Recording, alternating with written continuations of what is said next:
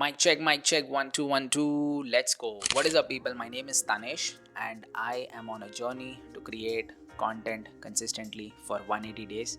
And today is day 5.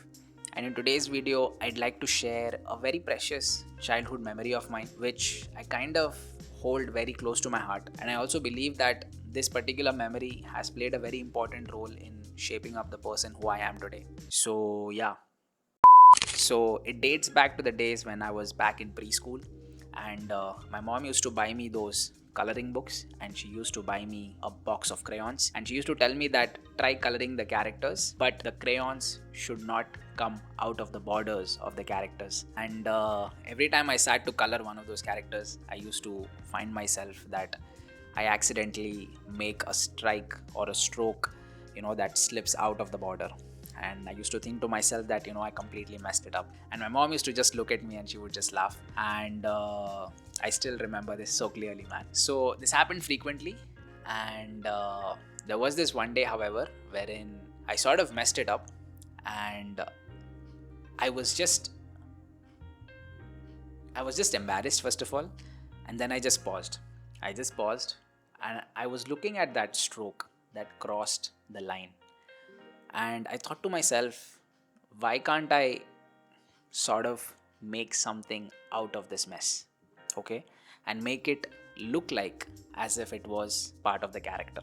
This thought occurred to me, and I did just that. I created more mess to beautify it, and then eventually it ended up not looking like a mess, if you know what I mean. And then I showed it to my mom, and my mom was not able to actually make it out. And that is when I figured, like, damn, so that's how it feels to break the rules and not get caught.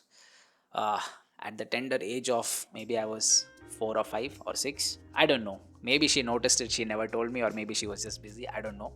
But the thing was, I paused, I looked at this mess, and I thought of a different way to tackle this problem as opposed to just flipping the page and going to the next character. So, this sort of taught me a very valuable lesson, and that is why I hold this memory very close to my heart, which is, see, if you are not instructed, if you are not given the rule, in my case the instruction was my mom coming up to me and saying that the crayons are not supposed to go past the borders.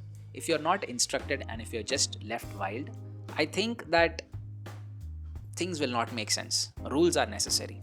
But at the same time, when my mom instructed that these crayons are not supposed to go out of the borders, I sort of took that piece of advice so seriously. Like, literally, I took that piece of advice so seriously that it started to feel like a burden to me. Every time I tried coloring, it felt like, there's a weight on my shoulder, and that I have to be very cautious, and that it has to be precise, and all those kind of things. Basically, the end result was that I shouldn't mess it up.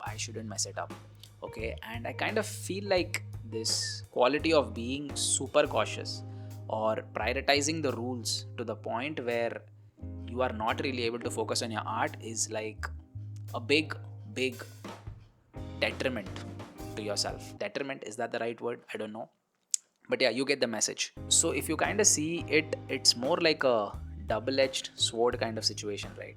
You're supposed to follow the rules, but at the same time, you're not supposed to be so focused on the rules that you don't allow yourself for any creative leverage. And I guess this entire paradox is what is there in all spheres of life, right? I hope you guys are able to resonate with me, man. Sometimes I do think that I speak my experience, which is obviously very unique to me, and I just hope I'm coming off as relatable to you guys, right?